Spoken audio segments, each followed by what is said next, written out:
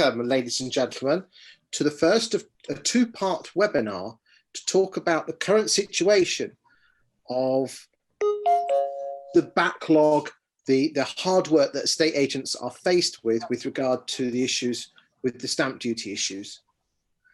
We are going to talk about the opportunity for estate and the agents that are on here today to debate the unique challenges and the opportunities created by this stamp duty rush. And we'll look at what agents are doing to meet that deadline and discuss how to deal with clients' expectations and assess the best ways to manage their delays.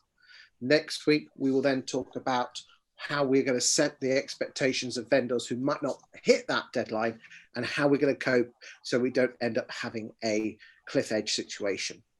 Today, I'm joined by a number of estate agents and a number of prop tech suppliers. And I think it's important that we introduce the estate agents first. And firstly, we're joined by Abigail Gray, who is an estate agent in Wembley in London, and forthright lady who speaks her mind, and someone that you should listen to.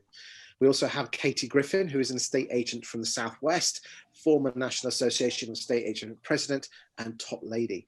We also have Kirsty Hodgson, who is an established estate agent in the Northeast, has recently just set up her own business, and she's going through the challenges of not only setting up an estate agency, but running and managing the expectations of vendors as well. With regard to the panelists today, we're joined by Emma Vegas from MIO, who basically helps estate agents out with the conveyancing process. We have Ben Sellers, the awesome prop tech king, and helps agents with their websites and their marketing. Hi, Ben. We've got the amazing Ian White, who's estate agent's best looking prop tech consultant. Look at him, he's just full of awesome hunkiness. Only to be surpassed by Brian Mansell from Gazelle. And those are the panels we've got today, but obviously not forgetting Richard Megson from, and I always get this one wrong, so I'm going to read it out because we've been on 15 webinars and I always get it wrong. ASP Sales Progression. Did I get it right, Richard? Nope. No, I did. ASAP, Chris. Oh, there you go. We'll get it right on number 16 when we see you next week on how we're going to cope. So what I'd like to do is firstly go to Abigail Gray. Abigail, how's this year been, and how you know, let's be honest, we thought the world was going to fall out in spring. We all came back and it's been like crazy chicken time. How are you dealing with your sales pipeline at the moment? So it's a real struggle for us at the moment, trying to get properties over the line. We had, I think, one that we agreed just coming out of lockdown completed about 3 weeks ago. And that's sort of the first one that started to trickle through from all of those sales agreed just after we came out of lockdown. We're really struggling with communication with solicitors. Even ones that we know very well will often write back to us and say, look, I can't deal with your inquiries now. You're going to have to wait until, 2 or 3 days ahead when I'll be able to respond to you. And those are the good ones. Those are the ones that are communicating with us. We have some where you'll ring them and, the team's very aware that you don't want to keep ringing them and harassing them because that's only going to drive them further down the rabbit hole away from you. And it's trying to balance not wanting to completely frustrate the solicitors with responding to inquiries with your vendors. We'll make sure that we're constantly updating the vendors, but I'm sort of at my wit's end at the moment of how to get the sales over the line before we get to the end of stamp duty holiday. Okay, let's go to Katie Griffin in the Southwest. What have you got to add to that, Katie? Well, I'd echo Abigail's comments as well. I think particularly in this last week, it's become increasingly frantic and trying to actually get hold of a solicitor that is outside your sort of like initial relationship, as it were. So chasing a chain, that is nigh on impossible. So we are still experiencing a very, very busy market. Everyone wants to come to the West Country, which is great. But trying to sales chase, do the chains, solicitors simply not coming back to us, and most estate agents that I'm talking to up and down the country are banging their heads against a wall, and then trying to interpret that back to our clients, so vendors, to say, look, yes, we don't know whether the searches are back, but we can go on this website and it's taking 6 weeks, so we're not going to hit this deadline. So our advice, at the moment is to any new sales taking place is we simply won't hit that 31st of March deadline. And to be fair, it's whilst it's been talked about as being a big, huge cliff edge, expectations, if you manage them correctly, a lot of people are saying, actually, that £15,000 saving, I still want to move to the West Country. So we're just going to keep pushing forward with our sales. So I think communication is the key, managing expectations and making sure that any deals that go into solicitors' hands now, that they are fully aware that we simply will not meet that deadline. It's interesting you say £15,000, and I'm sure for the likes of Abigail in Wembley, you're only going to be saving the £15,000 if your purchase price is over £500,000. But the average price in the UK is around the £250,000 mark. So the loss or the potential cliff edge is in a matter of a few £1,000s. Do you think that we're worried about that too much? We'll come to you in a second, Kirsty, but let's go to Richard now. Richard, what have you got to add on the initial comments of what Abigail and Katie has said? Well, I think, Katie, I've written down communication, managing expectation, and absolute focus on sales progression. I think my observation would be, when the government gets involved in the property market, there are always consequences, and this stamp duty deadline has stoked an already overheated market. So, Christmas is always a busy time for solicitors, getting exchanges and completions over the line. I suspect January till the 31st of March is going to be Christmas every day and some. I think solicitors are getting a bit of a kicking at the moment. They're massively under pressure. I think we all accept that. But it is down to communication. I think the most important thing is communicating with vendors and buyers. In terms of the stamp duty deadline, Katie's absolutely right. The numbers don't stack up. If you're agreeing a sale now, the average in the market, 150 days pre-COVID, it was 126 days pre-exchange. So those numbers don't stack up. So it is actually speaking to vendors and buyers about their expectations, what they want, and actually what their red lines are, because we're certainly aware at the moment of vendors and buyers issuing red lines. If this doesn't happen, then I'm pulling out. Now, that's not always the case, but I think we have to accept pressure.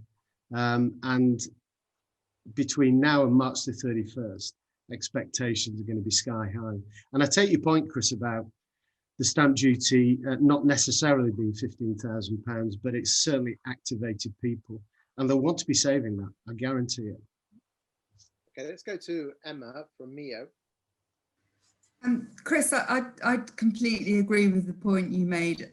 I think the stamp duty holiday has created what in some cases is a false urgency in people to want to move even quicker than they do. And the process is slow, there's no denying that. It's always slower than it should be. But one of the points I'd hammer home to buyers is that if you're making a move that's for the long term, for maybe 20 years with your family, and you're in the lower price bracket, actually, is the end of the stamp duty holiday really such a completely massive deadline for you? I think the second point I'd make is that, we're quoting times of 120, 160 days. It depends very, very much on the complexity of the chain. I'm in the process of buying at the moment. My chain is very straightforward. I suspect that my transaction's probably going to complete in about 90 days. So it's really understanding the complexity of the chain, understanding how many nodes there are in the chain, what types of properties have you got in the chain, are they freehold, are they leasehold, how prepared are your buyers and sellers? I'm a very, very organised buyer because I understand the process. Simple things like, if somebody's going to get an email from their conveyancer, don't wait until the weekend to reply that evening, because quite often it's just human behaviour that makes things move slower. So I think there's lots of guidance you can give to buyers and sellers. And I think the blanket application of it's definitely not going to happen before stamp duty is a little bit dangerous. Okay, let's go to Kirsty now in the Northeast. Are you experiencing any of your competition chucking out adverts saying, put your house on the market and sell it to take advantage of stamp duty? Because I keep seeing those flipping adverts now. Yeah, but I think that it's a bit of a bonus. Like you said, the house prices in the Northeast aren't quite as high, so the savings maybe not the same as it is in the South. So I think people are looking at it as a bonus that you've got the saving, but I don't think it's the be all and end all up here. Like I say, I think it's managing people's expectations very much. So I've very much said to people, you need to get your house on the market before Christmas, get it sold before Christmas. And I think it's managing expectations, but I don't think it's the be all and end all. I think it's very much like Emma said, that people want to move for various reasons, and it's not only the stamp duty saving, it's just an extra bonus. Okay, thank you for that. Brian, let's bring you in. You've been part of Gazelle, and for the last couple of years, you've been banging on, rightly, if you don't mind me saying, about getting properties pre-packed and ready to rock and roll when the property comes on the market.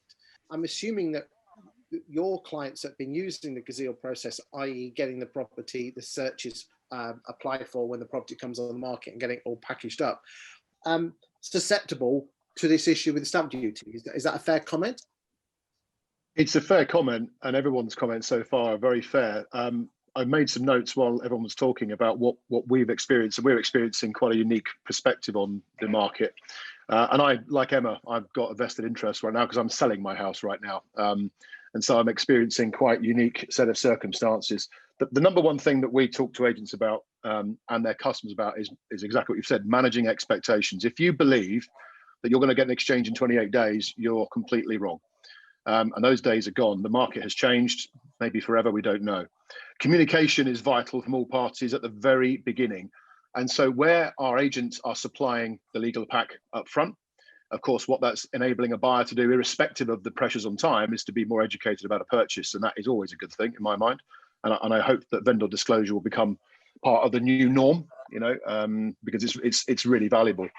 Not only that, it's making the agent's involvement in the sale, from not just the listing, but the sale itself, much more authoritative, much more advisory, and therefore much more relied upon. And that is really key, because if you are talking to a buyer about a property with plenty of information, you're going to be listened to and taken seriously when you then advise that buyer that your expectations need to be readjusted for what you're facing right now. And therefore the agent, to me, has become much more central to the transaction, which is key. Some other things as well. There are expectations that are false by buyers and sellers.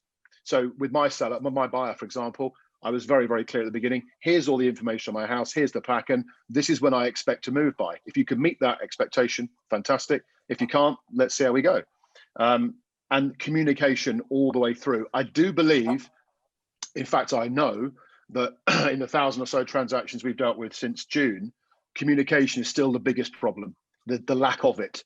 And Katie made reference to that, the lack of the very beginning of qualifying a buyer's position with a chain. You need one rogue agent in the whole chain who doesn't do their job properly, and it throws out all the information that everyone is relying on to meet an expectation that's been set.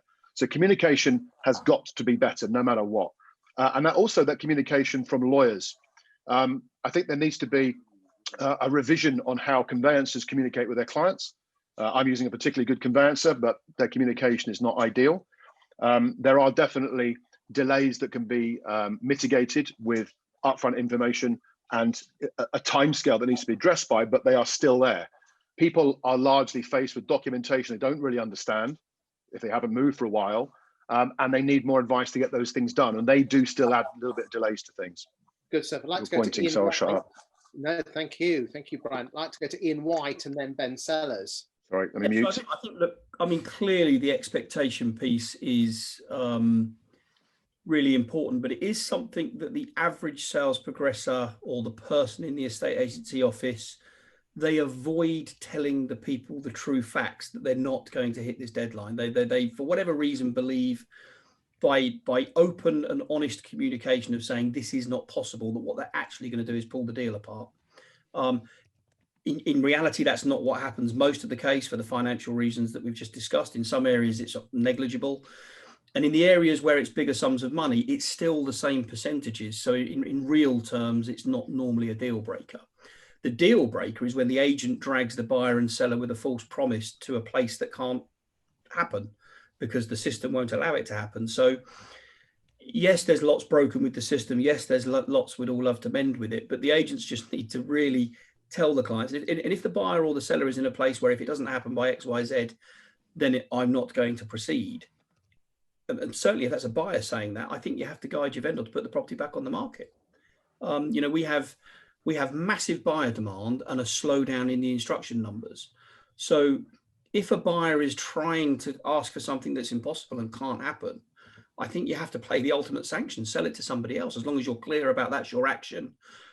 You know, but agents shy away from telling the buyer this can't happen. It is not what they want to tell them is, I'm on it, I'm chasing it, I'm pushing it. They might blame the solicitor, they might blame the mortgage company, they might blame the search company, they might play a lot of blame game. And quite rightly, these people are maybe very slow at the moment. But just tell the person the facts. It's not going to happen. So we get used to that and we work with that, or the deal can't happen. Sell it to someone else, because there's no shortage of buyers. Okay, so I'd like, in a second, I'd like to go to Ben, but just a supplementary question here, and this is to the agencies. Do you think that, and I'm not talking particularly about your agencies here, but do you think we put the most junior members, the youngest members of staff on sales chasing? And because we're in a sales environment, you know, it's all about keeping the sale together, that we don't actually become that trusted advisor, and I'm sure it won't be happening in your cases, but in other agencies, they try and keep the deal going at all costs, even though they're trying to keep something together, which is always going to ultimately fall apart. Let's go to Katie first. So no, I'd completely disagree with you there, Chris. I think we've all learned some very valuable lessons during our lockdown, and one of those is look after your pipeline, because that is absolutely key. A lot of us, myself included, who might have stepped away slightly from the sort of sales progression side, we're firmly right back into it and fully understand that it should not be left to a junior member of staff or one that hasn't had the appropriate training. Okay. I'd just pick up on something that Ian said. Katie, what about other firms? I'm sure, like I said, I did say that you, I know you wouldn't, because you like to be in control of the situation.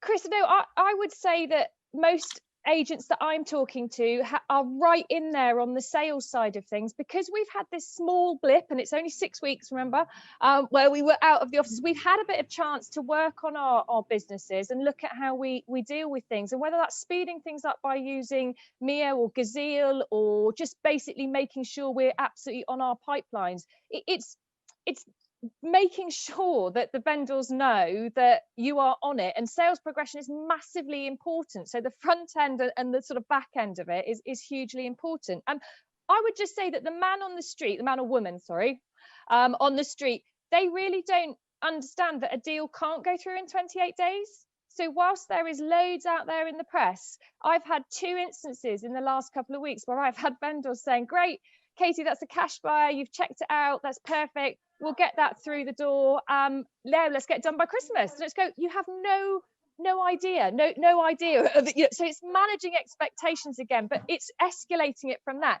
So you'll see, you'll hear noise in the background, we've just got some completions happening, so it's all go here. I mean, interestingly, the 2 things that keep coming out is communication and managing expectations. Ben, I will come to you, I promise. Richard and Emma, can estate agents overchase a sale? Yeah, they can. I think putting my, the solicitors that we work with, there are certain parts of a transaction that need an element of time. If they are chasing solicitors on a constant basis, then that is taking their time away from actually getting on with the transaction. I fully understand why it happens. But yeah, I think the answer to that is yes. I think one of the challenges is with the solicitors is to give them time, reasonable time to respond, but also make sure the solicitors that you're working with are able to cope with the workloads they've got and communicate within a reasonable timescale, because lots of them are not, and that really is a big logjam. Let's go to Emma.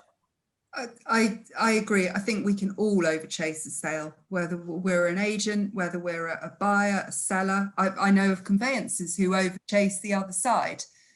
The reality is there are some things in the process that just take a long time, but where I think agents can help buyers is understanding what those parts are. So as an example, understand local authority search turnaround times in your area. Right now, if you're buying in Hackney, you're doomed because they're not returning local authority searches. But there are still some areas of the country where you can get them turned around in 3 days.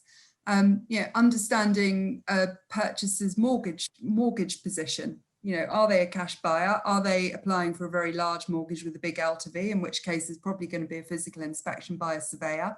That's going to take longer because surveyors have still got a little bit of a backlog. So I think the it's managing expectations and communication. But as somebody who is buying, I can say that none of the agents I've dealt with, and there's been quite a few because I'm on my third attempt at buying a house, have given me any kind of guidance on what to expect. Now, it doesn't matter because I know what to expect, but that also applied to one of the people who were selling their house to me, and they had no idea how long the process was going to take or what to expect. And actually for them, it went too quick, and we ended up not buying that property because they thought going to take until March.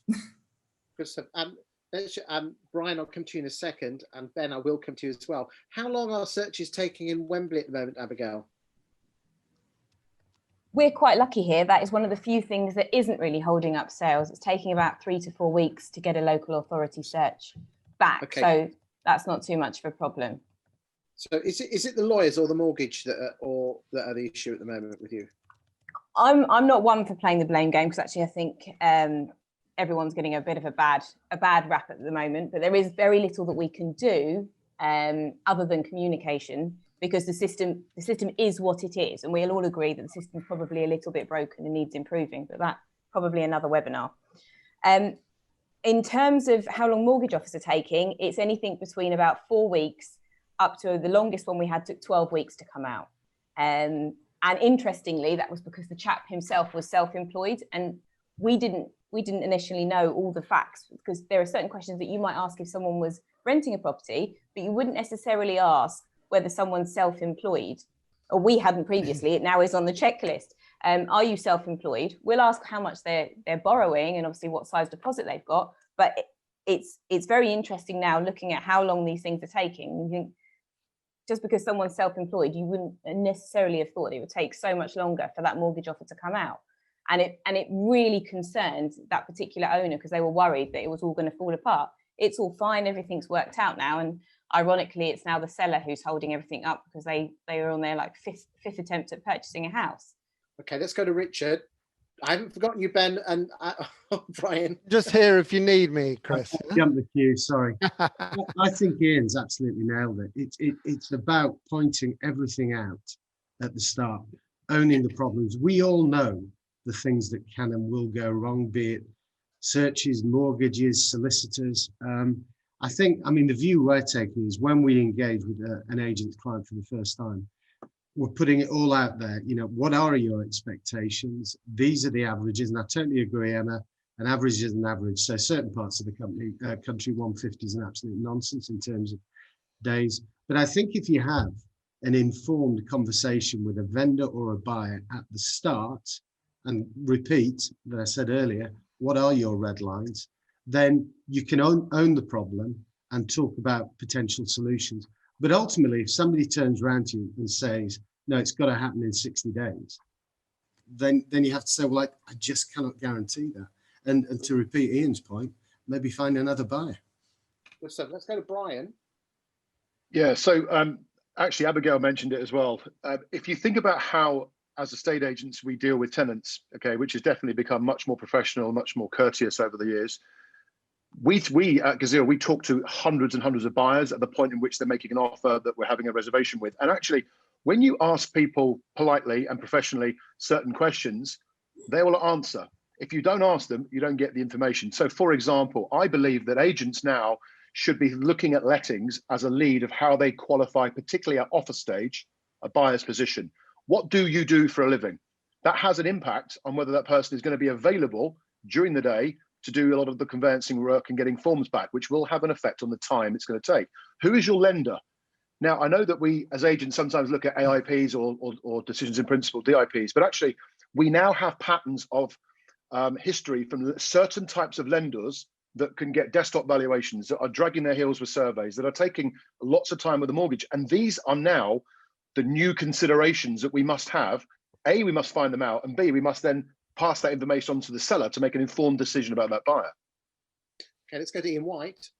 Yeah, I obviously just to reiterate that you've got your existing pipeline, and then you've got the deals that you're doing now. And you can take the deals that you're doing now down a different route based on the fact that you know what's happening if you do the norm. So, for example, why not use Gazelle to create a lock-in agreement which creates certainty? Why not be working with Mio? I know these people are on here, where you get transparency of what's going on in the chain. Why not look at? I've got to be honest with you. If I was MD of Romans today, right now, again, and was still building that business, I would outsource every bit of my sales progression, probably to Richard. So I don't know. He'd have to scale up a little bit, but because they do it better. I've seen the stats.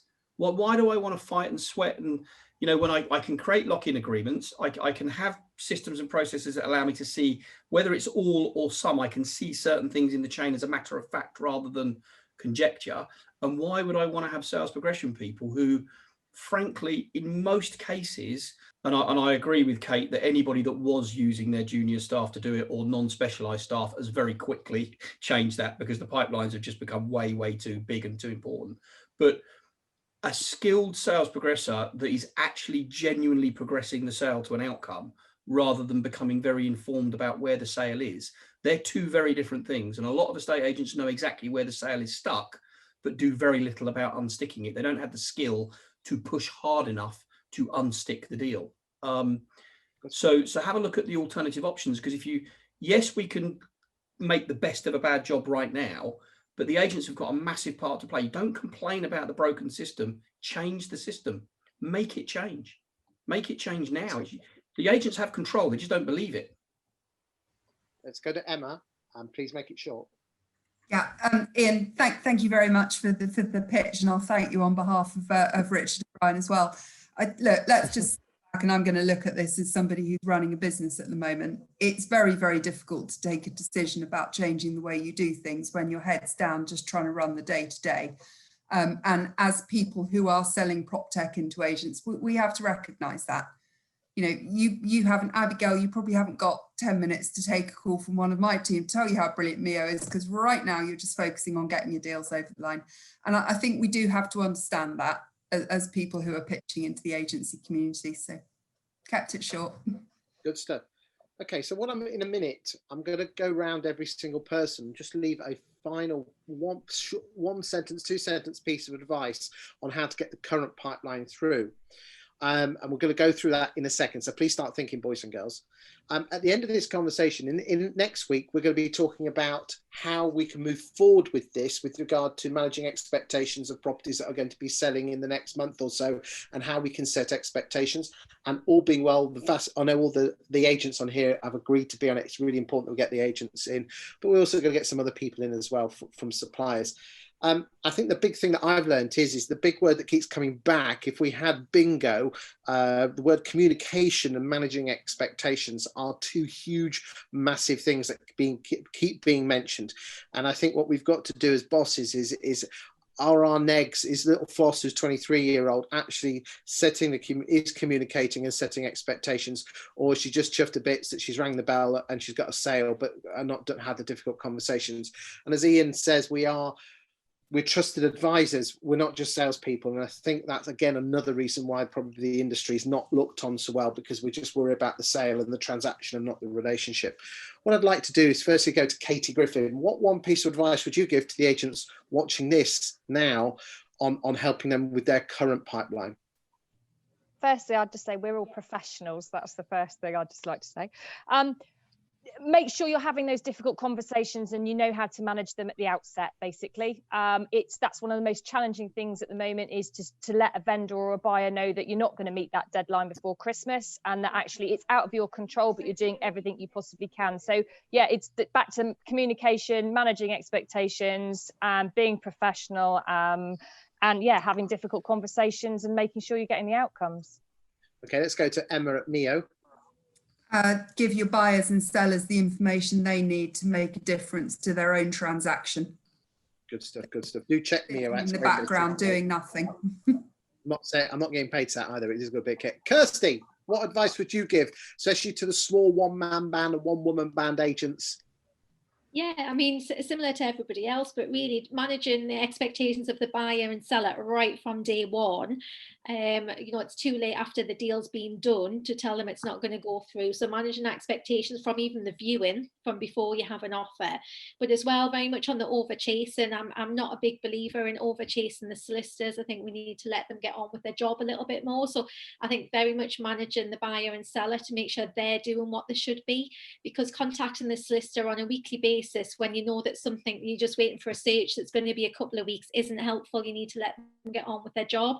So I very much in constant contact with my buyer and seller and saying, how's it going? Have you done this yet? Are you doing that yet? So I think it's a lot more communication with your buyer and seller than what there has been in the past. Good stuff. Let's go to Ben. And Ben, I just want to say thank you for the cap, the Starbury cap you sent through to the post for Christmas. It was very much appreciated. Thank you. I'm looking forward to seeing that selfie, Chris. Yeah. There's going to be the three of us, the lads in the studio. That's what I was hoping for. Like the hip hop gang, you know, dead cool. Brilliant. Brilliant. All good for agents giving. So listen, you know, communications is what Starbury does, and we work with agents all day long. We know you're all having a tough time. The one thing I've been preaching throughout the entire lockdown 1, 2, and 3 was use the tool we're on. Get parties together. You know, my dad always said to me, don't tell me, show me. A lot of what we're talking about today, no one understands any of it. The buyers, the sellers, they don't know what you're talking about, you know. Get them on the thing. Lawyers, get them on the video, share screen, walk them through the documents. You might think it's a lot quicker by just shifting it out in an email, but get it fired up. Mortgage brokers, get them online, help them fill the forms out. All of that kind of thing. And also show them the timelines and show them why they're not going to hit those timelines unless that guy or that girl achieves what she's got to do in the time. So it's just, you know, use this tool. It's awesome. Good stuff. Ian White. I'd reiterate what everybody said. You know, be very honest about what is possible, what isn't possible. Where necessary, be brutal if there is a mismatch between the buyer and the seller requirement on dates or whatever's going to happen.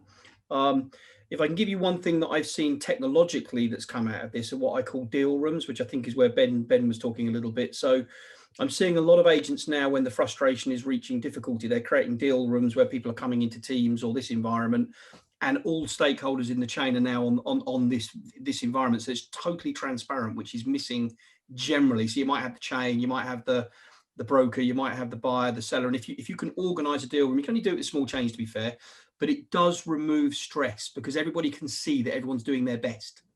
And if everybody feels that everyone's doing their best, you get that buy-in. So deal rooms are a technological thing that I've seen come about that I think might have a part to play in the future of UK agency. Again, deal rooms, basically getting small chains, everyone on Zoom, all the stakeholders all together, having a chat and sorting it out. I mean, that's very entry level, Chris. It would be at the point you agree the deal. You've got the buyer, the seller, the two sets of solicitors, and the agent that's done the deal. You then may create a deal room to overcome a problem over dates. But a deal room, just to confirm, in a recorded environment, this is the circumstances. If the solicitor calculatedly tells the person, you must calculate to pay full stamp duty, we are not going to get this through. It's much easier then for the estate agent, because the poor old estate agent is the one that gets, well, everyone gets blamed, but the estate agent's the one that gets the brunt.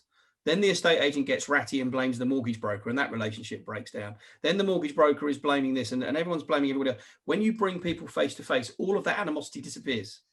Now, in the old days, you'd bring them into your office. Well, we can't do that because of COVID-19, and we don't have to do it because technology means that we don't. You know, so I've not come across these deal rooms, but I think it sounds an amazing idea. Let's go to Abigail in Wembley. Is that something you've done or would consider doing following this call? We have actually done it once. We had a buyer and a seller who thought they were on the same page, appeared not to be, and we had to sort of get them all on a call to try and bring them back to the same page, and for the buyer to understand what the sellers needed to happen for that deal to go through. So we've tried it once. It was pretty intense. Probably happen again. Let's see. But what I was going to say, for me, the most important things are educating people, because buyers and sellers often don't understand the process. They don't know all the steps that are needed. They think, oh, we'll just agree this deal, I'll give some paperwork to my solicitor, and a couple of weeks later I'll get the keys, right? It's not quite how it works, guys. So educate and communicate. Okay, let's go to Richard Megson, and then we'll leave it at Brian Mansell after that. Agree with everything that has been said. Clarity of communication, absolutely. I think for the next webinar, I'm going to suggest if any solicitor is brave enough to come on here, then they should, because they're not on here. So I would reiterate, we're all in the same boat, be it a supplier, an agent. We need to work together. And I think Ian and Brian's points about understanding the mortgage, segmenting your pipeline, your pipeline, an agent's pipeline, is not all at the same stage. So I think there are certain cases, transactions, where you can problem solve and look for solutions. Thank you, Richard. Let's go to Brian. So basically what everybody else has said, but the biggest thing for me is don't chase a pipeline, progress a pipeline. Okay, those two words are massively different, but they are so often confused. If you are an agent, doesn't matter how senior you are, and you pick up the phone or you email somebody involved, one of the actors in the play, and you don't add a step forward, don't make the call, because nobody wants and no one has time for an unnecessary middleman right now. And I'm afraid to say, unless you're using NASA ASAP, or you've got Katie doing your sales progression, or anybody on here really, then you really want to ask yourself that question.